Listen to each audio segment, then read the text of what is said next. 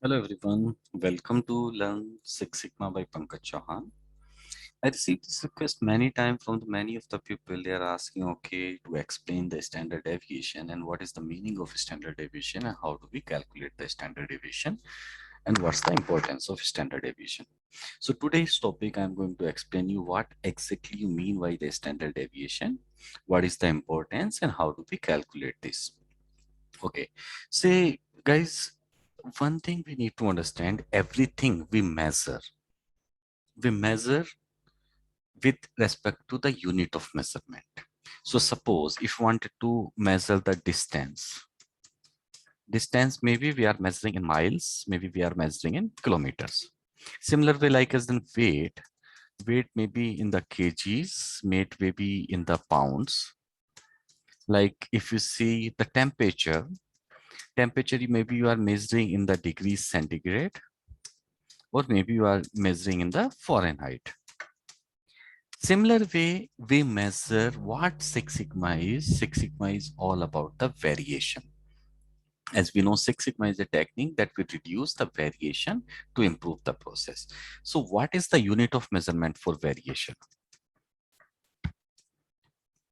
So when we measure the variation, the unit of measurement for variation is standard deviation.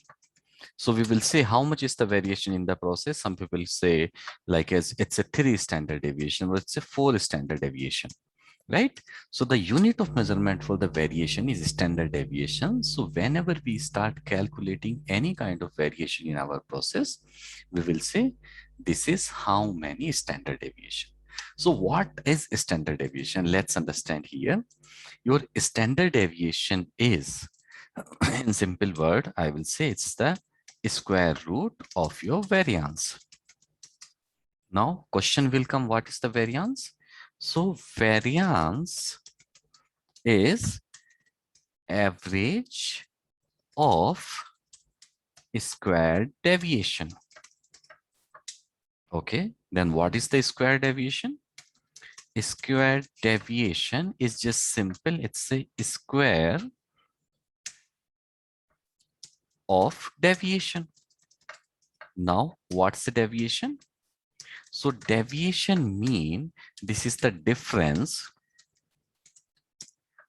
from individual value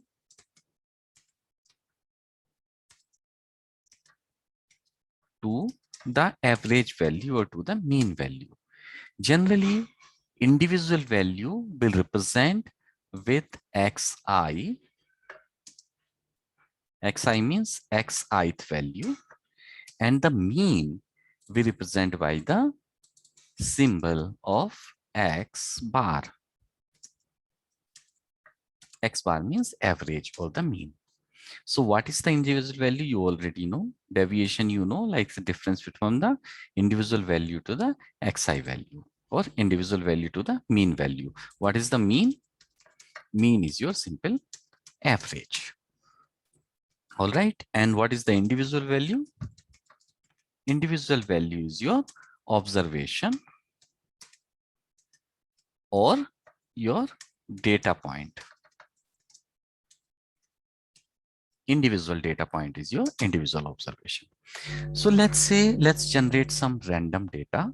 Maybe let's go here on this side and I generate some data points. Suppose I'm generating a data for data. That's data is for maybe let's say time taken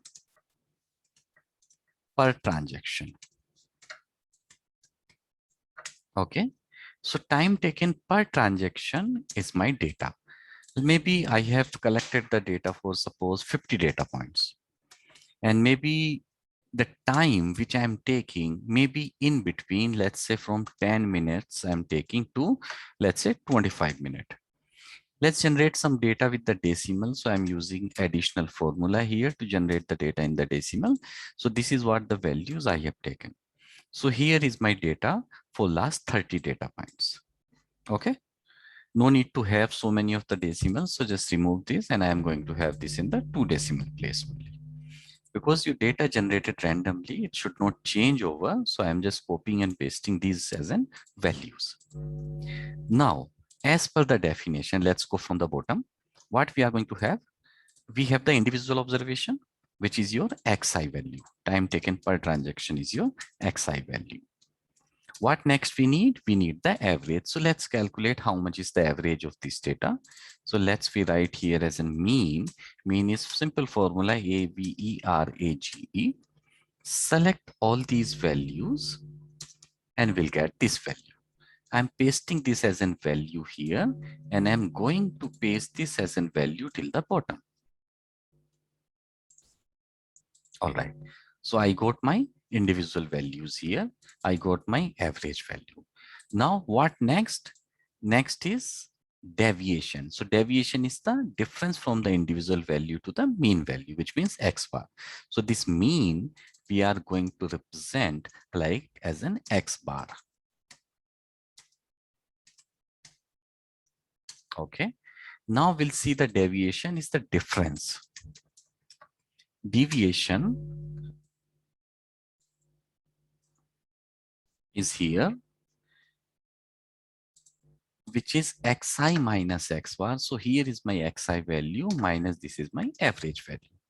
If I see the value is coming as in 6.73, if same formula I copy and paste till bottom, I will get the deviation from the mean to the individual value. So these are my deviations. Now what is the next? Next is case. After that, square deviation. Basically, I have to do the square. As you will see here, there are some values which are positive. There are some values which are negative. Let me show you the positive and negative with the simple color scales like you will find here. So values which you see in the blue color, they are coming as a positive. Value which are in red color, they are as a negative. Basically, positive value means these values are greater than the mean. Negative values means these are the less than the mean. So now as a next step, we have to take the squared deviation, which is the square of deviation. Why we are doing the square of deviation? Because standard deviation is always positive. It cannot be negative. And the basic fundamental principle that we have learned in our schooling, then you are multiplying the same symbol with each other, then it's going to be positive. And when you are multiplying the different symbol with each other, then it's going to be negative. Like as plus plus is always plus, or plus minus is always minus. So that's the reason we are doing the square of that. Here is what we are doing, just square of this. So here I got my square deviation. I'm dragging this formula till the bottom. And here I got all of my square deviation. Let's make it to the 2 decimal, not more than that. Once I got the square deviation, what is the next I should have? As per what the structure I told you, we are going to have the variance. Variance is what? Average of your squared deviation. And average, you people already know, average is the sum of all these values divided by the number of values. So if I take the sum here in the bottom, here I go. So the sum of the values is coming as in 571.13. Now, if I say the how many values I have, we can do the count formula use. Count formula, if we use here, I am going to get the count, which means it is coming as in 30. So my sum of all these values is coming as in 571 and the count is coming as in 30. So what is my average of a square deviation, which is also called as an variance? Okay. So which is also called as an variance. This value is going to be, which is this value divided by the count. Basically, sum of all these value divided by the count. I got 19.03. This is what I will call as an variance. This is also called as an variance. So my variance is the same, or I can calculate the variance of all of my observation with a simple formula, which is VAR dot P. P is finds for population, S stand for sample. I will explain you in some different video what is the population and sample. So I'm going to get the same value what I got with the manual calculation. So once I got the variance, what is next? If I take the square root of variance,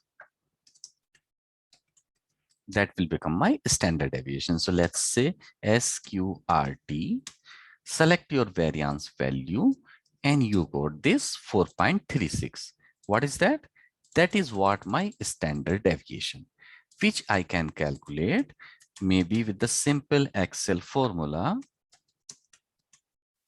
Standard deviation is equal to STDEV dot P. P is for population whenever we use when sample size is 30 or larger than that. And I'm going to get with this data is the same standard deviation. So whenever somebody asks you how much is the variation you have in the process, you will say that my variation in the process as per this data is 4.36 standard deviation. Believe me guys, understanding standard deviation is very, very important. And this is the only key to learn Six Sigma. Because every calculation, whatever we do in Six Sigma, we do based on the standard deviation. All right. Thank you so much. If you like the video, please give me thumbs up or put into the comment what else you wanted to learn. Thank you so much.